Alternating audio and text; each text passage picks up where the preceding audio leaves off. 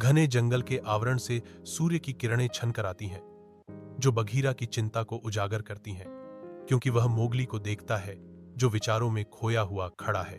बाघीरा की आवाज जंगल में गूंजती है, बेटा, अब तुम्हें तय करना होगा कि तुम इंसानों के बीच रहोगे या जंगल में।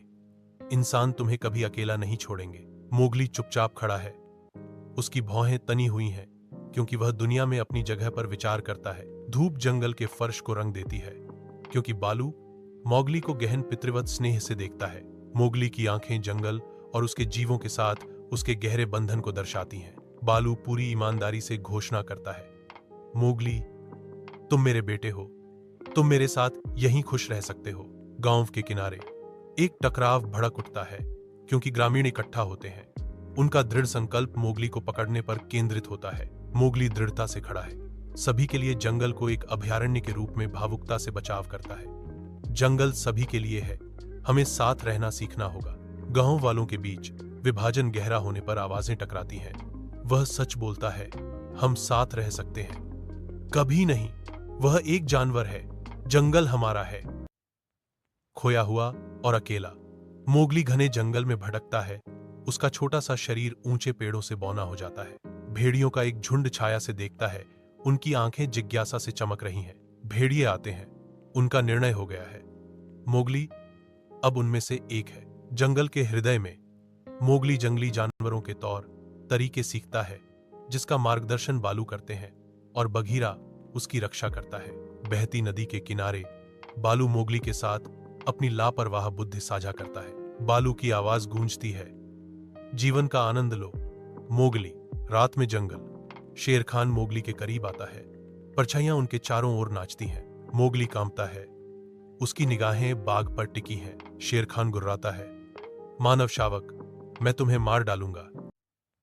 मोगली का युवा उत्साह जंगल को भर देता है, क्योंकि वह कहता है, वाह, देखो बघीरा, मैं कितनी तेजी से दौड़ सकता हूं। बघीरा एक हल्की हंसी के साथ जवाब देता है। उसकी चिंता स्पष्ट है, क्योंकि वह सलाह देता है, मोगली, तुम दौड़ने में अच्छे हो, लेकिन तुम्हें सावधान रहने की जरूरत है। यह जंगल मजेदार है, लेकिन खतरनाक भी है। बालू धीरे धीरे दिखाई देता है। उसकी आलसी जम्हाई जंगल की शांति को भंग करती है, क्योंकि वह घोषणा करता है, ओह, क्या सुबह है, खाने के लिए कुछ ढूंढना बहुत अच्छा होगा। जंगल में गहराई तक तीनों दोस्त आगे बढ़ते हैं। उनका रास्ता बंदरों की शोरगुल भरी आवाजों से गूंजता है। बंदरों ने मोगली को चिढ़ाया, उनकी चंचल हंसी हवा में गूंज रही थी। अरे मोगली, फिर से बालू के पीछे जा रहे हो? क्या तुम शहद के लिए अपनी जान जोखिम में डालोगे? मोगली आत्मविश्वास से जवाब देता है, मैं बालू और बघीरा के साथ हूं, डरने की क्या बात है? बघीरा जवाब देता है, डर हमेशा जरूरी है मोगली, लेकिन जब आपके साथ भरोसेमंद दोस्त हों तो कुछ भी संभव है।